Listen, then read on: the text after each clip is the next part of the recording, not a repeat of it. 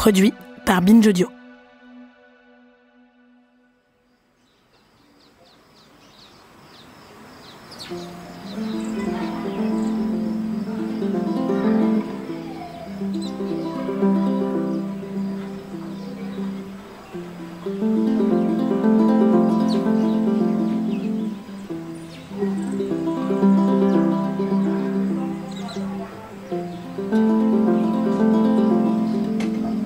Chaque enfance dure toute une vie. Chaque enfant cassé, brisé, devient un adulte abîmé.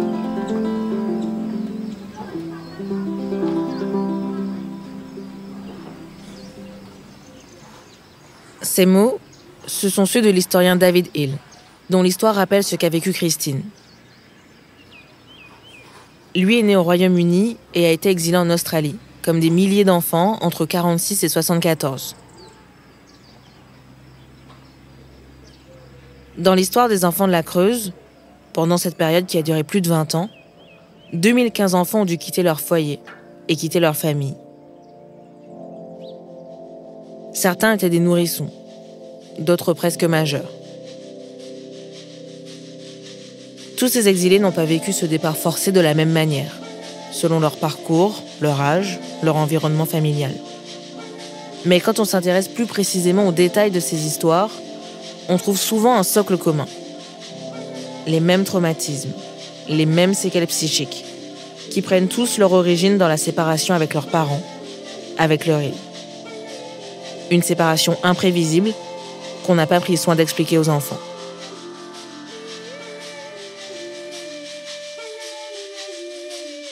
L'enfant déraciné. Épisode 6. Ça a été des douleurs extrêmement importantes et la recherche quasi pulsionnelle d'une sécurité. La psychologue Marion Feldman. Qui se trouve, qui s'est manifestée dans des rencontres malveillantes, dans des violences conjugales, dans des abus, dans des viols. Et ça a été pour beaucoup des tentatives de suicide suivies par des séjours en psychiatrie. La parentalité ensuite a été compliquée et voilà comment ils ont grandi, ils sont devenus adultes. Et donc pour tous, même si l'adoption a été faite dans des meilleures conditions avec des parents bienveillants, de toute façon, la toute première séparation qui n'a pas été parlée, elle induit des effractions qui auront des effets sur le long terme. Une des principales conséquences, ce sont les troubles de l'attachement. Ces troubles se sont manifestés très tôt chez Christine. Simone, sa mère adoptive, se souvient qu'elle ne voulait plus quitter l'hôtesse de l'air qui s'est occupée d'elle pendant le vol entre la Réunion et l'Hexagone. Et quand on lui a mis Christine dans les bras, elle s'est tout de suite accrochée à elle. Christine craignait d'être abandonnée encore une fois, une nouvelle fois. Donc l'agrippement comme un koala, s'agrippe à un tronc d'arbre ou à sa mère, c'est une manifestation d'une peur de l'abandon. Donc elle s'attachait à toute figure maternelle qui pouvait porter une attention sur elle. Mais ça aurait pu être c'était des étrangères, n'importe qui. Donc elle a présenté rapidement des troubles de l'attachement, des troubles anxieux massifs. Les conséquences ne sont pas seulement psychiques, elles sont aussi physiques. Jean-Charles, un autre enfant de la Creuse, en est convaincu. J'en veux beaucoup à l'État d'avoir fait ça. Et aujourd'hui, donc, j'ai des séquelles, j'ai plus de cartilage dans la colonne vertébrale, j'ai pas mal de problèmes de santé. Et pour moi, c'est pas dû à mes antécédents familiaux. Pour moi, c'est la DAS d'État qui a brisé ma vie.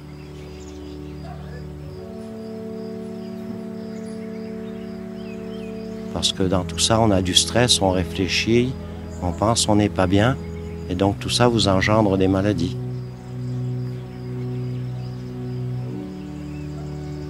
Je suis toujours en arrière, j'arrive pas à aller au futur. Pourtant, tu es quelqu'un de drôle. Ben oui, je rigole assez souvent, je plaisante et tout. Mais après, en dehors de tout ça, j'ai un petit coin où c'est renfermé, il y a tous mes secrets. Et j'évite de trop les ressentir.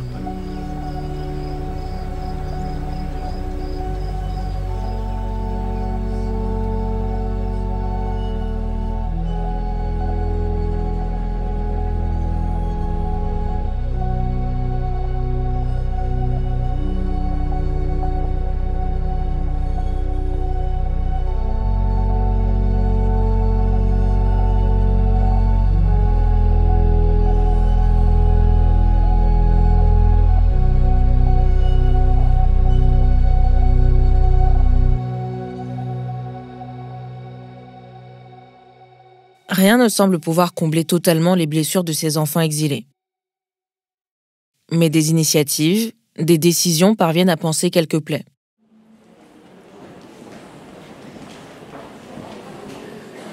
Bonjour à tous, je suis Yann, je suis le modérateur pour aujourd'hui.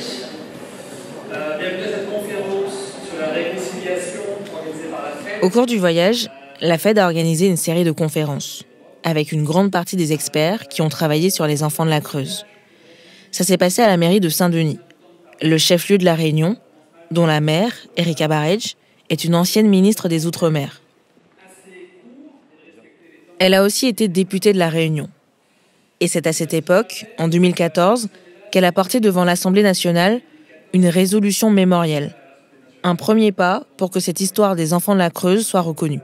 La parole est à Madame Erika Barège.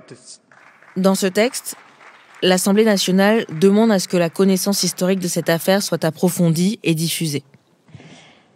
Madame la ministre, Monsieur le Président, chers collègues, c'est avec beaucoup d'émotion et surtout une puissante détermination que je suis à cette tribune pour mettre en lumière un épisode que notre République a essayé de cacher. L'Assemblée nationale considère aussi que l'État a manqué à sa responsabilité morale envers ses pupilles. Nous devons écouter leurs témoignages pour tirer les leçons du passé et pour que cela ne se reproduise plus. Se souvenir, c'est penser son passé en conscience. C'est comprendre d'où l'on vient pour mieux savoir où l'on va. C'est accepter les douleurs du passé pour construire un avenir meilleur.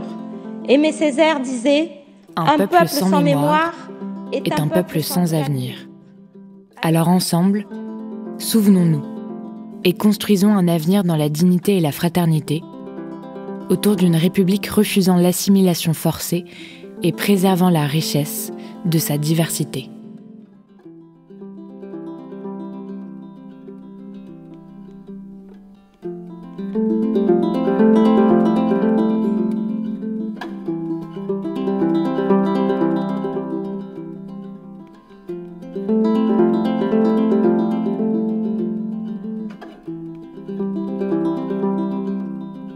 Cette résolution mémorielle a été adoptée avec 125 voix contre 14. Et donc le fait de porter cette résolution, c'était de la mettre en lumière, de faire entrer cette part de l'histoire dans l'histoire de France, parce qu'une fois qu'on l'emmène à l'Assemblée, elle rentre dans les archives de l'Assemblée nationale, donc dans l'histoire.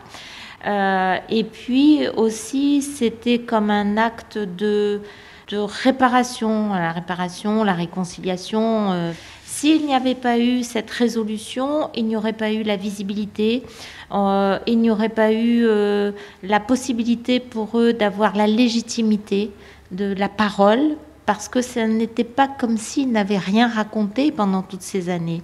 Ils étaient même dans des démarches de réparation juridique, ils étaient allés même jusqu'à la Cour européenne des droits de l'homme. Le premier procès retentissant remonte à 2002. Un enfant de la Creuse, Jean-Jacques Martial, porte plainte contre l'État et réclame 1 milliard d'euros. Il est le premier à avoir attiré l'attention des médias sur cette histoire. Cette semaine, vous avez entendu parler de l'histoire de cet homme né à La Réunion et qui a décidé de porter plainte contre l'État, demandant 1 milliard d'euros de dédommagement pour avoir été déporté lors d'adoptions décidées par le gouvernement français pour repeupler le département de la Creuse, un système mis en place dans les années 60. Dès que vous entendez ce bruit de moteur de chevaux break, camionnette, allez vous cacher parce qu'ils prennent des enfants et puis après on ne sait pas où ils sont. Et puis un beau jour, malheureusement, c'était mon tour. Cet enlèvement a été bien préparé par l'État et surtout par le service de la DAS. Et c'est vrai qu'arrivé à Paris, c'est sûr qu'il y avait une dame là qui se fait passer pour une tante et c'était pas dans une maison qu'on allait, nous avons atterri dans un foyer. Et ils se sont fait à chaque fois recaler pour des raisons strictement juridiques. Erika Baric. Certains considéraient peut-être même qu'ils avaient menti, que c'était pas complètement la vérité. Il y a eu des cas de schizophrénie, de folie, parce que tant que la parole n'est pas légitime, elle n'est pas reconnue, on n'est pas sur la première pierre de la réparation. Et donc cette résolution, c'était pour toutes ces raisons. En plus de cette première reconnaissance, en 2017, le président de la République, Emmanuel Macron, a adressé une lettre à la Fed. Il apparaît à présent, avec les lumières du recul de l'histoire, que cette politique était une faute. Car elle a aggravé dans bien des cas la détresse des enfants qu'elle souhaitait aider.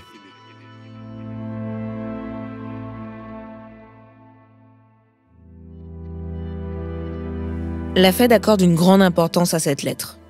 Mais c'est un courrier rédigé à titre privé. Pas des excuses publiques comme elle le réclame et qui permettraient que cette histoire soit mieux reconnue. La reconnaissance, ça passe aussi par les mots employés. Certains enfants de la Creuse parlent de déportation. Terme symbolique, mot reconnu, mais il fait polémique. C'est d'ailleurs pour cette raison que les auteurs du rapport de 2018 ont préféré un mot plus neutre, transplantation. Comme un organe. Soit ça prend, soit ça ne prend pas.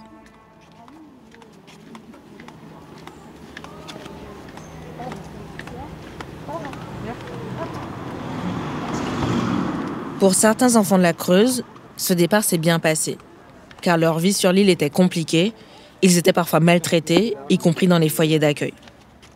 Mais même quand l'intégration s'est bien déroulée, des questions sur le passé, sur l'identité subsistent. Alors, si tu as des questions, tu les poses directement ou tu me dis il faut que je les pose. Ou s'il y a des choses que tu ne comprends pas, tu me montres. Hein, parce que parfois, c'est des termes un petit peu administratifs. Ils ne sont pas évidents à comprendre. Au cours de ce voyage, Christine a récupéré un document très symbolique pour elle. Pour ça, elle est allée au conseil départemental, accompagnée de l'avocate de la Fed, Maître Elisabeth Rabé-Sandratana. Alors là, nous arrivons devant les services de l'aide sociale à l'enfance, service adoption. Et donc, il faudra bien que tu regardes et que tu poses toutes les questions. Il faut vraiment en profiter parce que, en fait, c'est tes origines. Oui, j'ai de la chance d'être là. Je ne vais pas passer à côté de questions. Tu vas avoir exactement tes origines de 0 à 2 ans et demi. Ouais. Hein, et puis ça aussi, ça te permettra de recoller les miettes. Tout à fait, ouais. C'est important. Pour tes parents adoptifs, c'est important aussi. Hein. Bonjour. J'ai mon extrait de naissance, le vrai, enfin, 47 ans plus tard, j'ai mon véritable extrait de naissance. C'est-à-dire que sur ce papier, il figure le vrai endroit de naissance, c'est-à-dire à Saint-Denis. Et alors que moi, j'avais un autre acte de naissance qui se trouvait à Sainte-Marie. Donc ça, c'est un truc qui est énorme pour moi parce que voilà, vous vous rendez compte, 47 ans plus tard, enfin, voilà, j'ai mon véritable acte de naissance. C'est tellement important pour moi.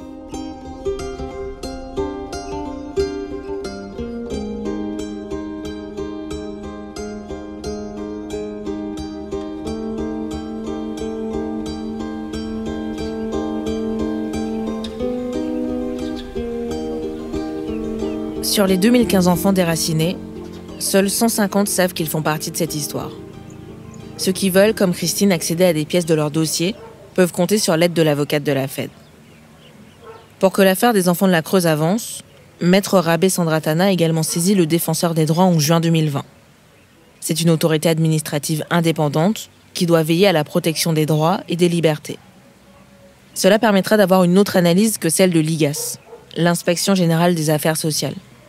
En 2002, elle a rendu un rapport qui a considéré tous ces déplacements d'enfants entre la Réunion et l'Hexagone comme une pratique tout à fait normale. La question, c'est est-ce que l'inverse aurait été fait? Est-ce que pour régler des problèmes sociaux, des explosions, des risques dans une région d'Île-de-France ou autre, on se serait permis d'envoyer des petits-enfants à La Réunion? Est-ce qu'un préfet aurait admis Est-ce que toute une administration départementale se serait mise au service de ce projet-là et de cette conception-là? Je pose la question.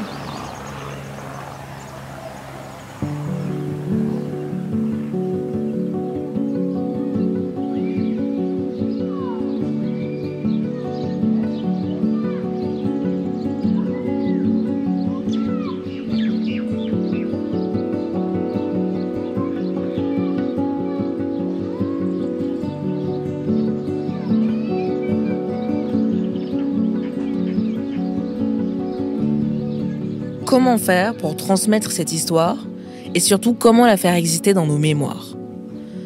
Au cours de ce voyage, plusieurs annonces ont été faites.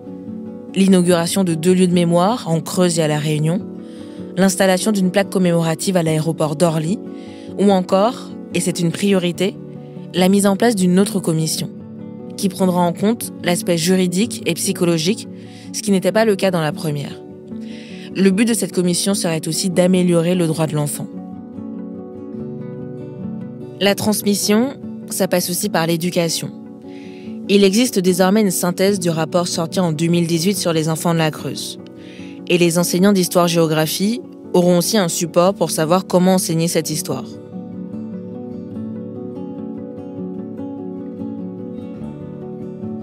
Tout est fait pour que cette histoire soit regardée en face. Pour que les erreurs du passé ne soient pas sans cesse répétées. Pour que les enfants soient considérés comme des êtres à part entière qu'on doit respecter.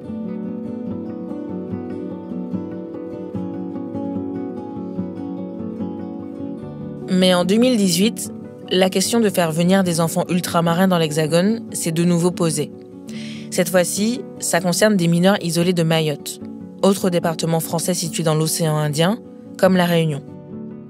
Ces enfants sont dans certains cas nés sur le sol mahorais, mais leurs parents, arrivés illégalement, ont été expulsés. Ils se retrouvent seuls, parfois livrés à eux-mêmes. Face à ce constat, le député de la France Insoumise, Jean-Luc Mélenchon, fait cette proposition à l'Assemblée nationale. 4 000, 5 000 jeunes, nous dit-on, c'est énorme pour Mayotte. Mais pour la République française, qu'est-ce que c'est? 4-5 000, Mayotte ne peut pas faire face toute seule. Il faut donc, par exemple, je le propose au nom de mes amis, qu'on accueille immédiatement la totalité des mineurs abandonnés qui sont sur Mayotte en métropole et qu'ils soient répartis immédiatement dans les familles d'accueil et les institutions qui pourraient les accueillir. Ce serait aussi un bienfait pour la France. Là encore, cette proposition part d'une bonne intention, au nom de la solidarité nationale. L'idée n'est pas de laisser ces enfants sans les aider, mais est-ce que leur ressenti a bien été pris en compte?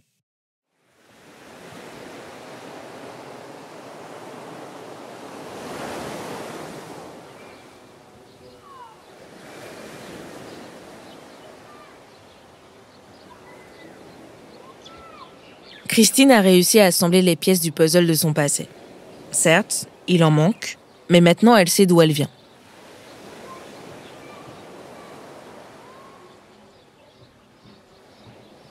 Le voyage à La Réunion est sur le point de s'achever. Nos sacs sont posés sur nos lits et on se prépare à aller faire un dernier tour à la plage. À la fin de la journée, on prend l'avion et pour Christine, c'est l'heure du bilan. Je tire toujours quelque chose de positif de tout, même quand il y a des choses qui ne sont pas bien. Et là, je me dis, de toute façon, je pars avec 2 frères. Je me dis, j'ai 2 frères. J'ai tellement envie, il y en a un que je ne connais pas suffisamment, que j'ai trop envie d'apprendre à connaître. Maintenant, je me dis, non, peut-être qu'il est possible que je revienne. Mais c'est sûr que ça ne sera pas pour tout de suite, peut-être dans 1 an.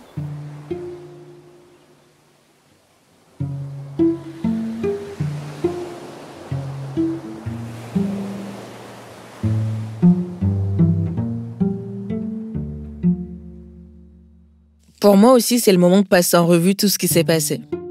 En à peine 10 jours. Avec Christine, j'ai partagé des moments de joie, des moments drôles, C'était un direct. Ah mais oui, merde. des moments de confidence Oh mais c'est énorme, j'arrive pas à réaliser en fait, j'arrive pas à réaliser ce qui m'arrive. et des moments tristes. Elle a carrément coupé le dialogue et c'est ça dont je souffre aujourd'hui. Je me suis souvent demandé si j'avais la bonne attitude vis-à-vis de Christine. si j'avais bien la sacro-sainte distance journalistique, vu qu'on est devenus amis. Au final, je me dis que c'est pas grave d'être devenu proche d'une personne que je devais à la base juste interviewer. Car je sais que j'ai raconté cette expérience comme je l'ai vécue, comme on l'a vécue. Je suis vraiment, je me dis heureusement que j'ai une amie là qui est en train de m'interviewer, qui était là heureusement pour me remonter un peu parce que franchement j'étais vraiment bien en bas quand même. Donc là ça va mieux. Mieux. Bah, je suis contente de voir que tu vas mieux aussi. En tout cas, sache que moi j'ai été ravie de faire ce voyage avec toi. J'aurais adoré que ça se passe mieux. Mais en tout cas, merci de m'avoir permis de partager ce moment de vie avec toi. Voilà. Je t'en prie. Et j'espère qu'on aura l'occasion de se revoir hors métier du journalisme.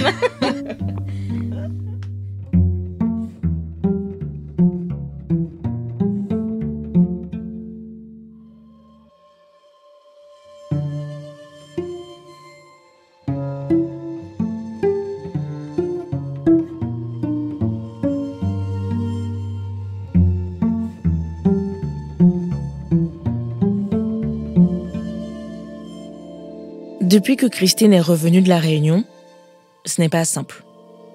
Et plus rien ne sera jamais comme avant.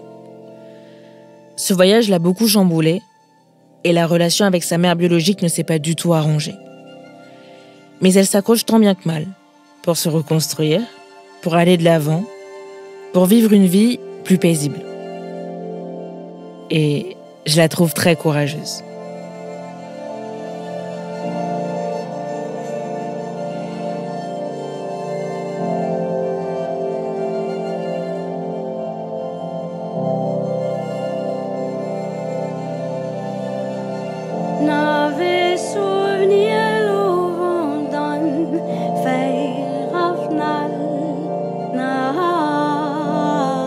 Il y a les souvenirs, le vent dans les feuilles de Ravenal.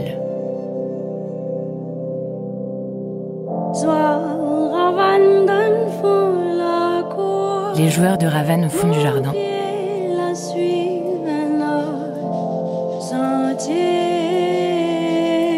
Mes pieds ont suivi un autre sentier.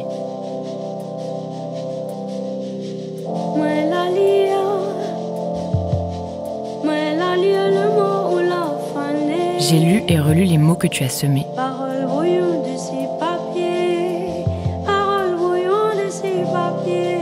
Paroles brouillon sur un bout de papier.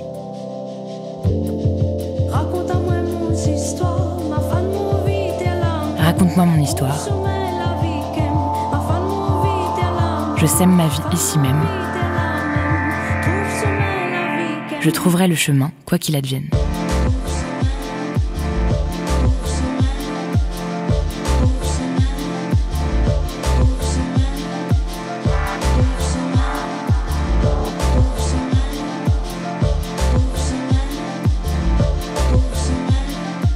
L'Enfant déraciné est une série de Sarah Vildeuil réalisée par Pauline Lagache et produite par Juliette Livartowski. Musique originale, Mon Histoire, interprétée par Maya Kamati et composée par Maya Kamati, Books Brown et Bibas. Kaniki Remix, interprété par Maya Kamati et composé par Maya Kamati, Stéphane Lépinet et Moana Apo. Remix, Molody, diffusé dans l'album Pandillé Remix. Supervision musicale, Solène Moulin. Identité visuelle, Sébastien Brutier. Édition, Cyrine Azouaoui. Merci à Simone Pierron, Erika Barreis, Marion Feldman, Elisabeth Rabé-Sandratana, Daniel Waro, Tikok Velaï, Bernadette, Philippe Vital et la Fédération des enfants déracinés des départements et régions d'outre-mer. Merci à tous les enfants de la Creuse, Valérie Andanson, Marie-Jeanne Boyer, Jean-Charles Sardagne, Sabine Tempé et Virginie Lagrave. Merci à toute l'équipe de Binge Audio et à celles et ceux qui ont prêté leur voix, Vincent Chastre, Thomas Rozek, Toy Zama, Quentin Bresson, Joël Ronez, Mathieu Thévenon. Et merci à Christine.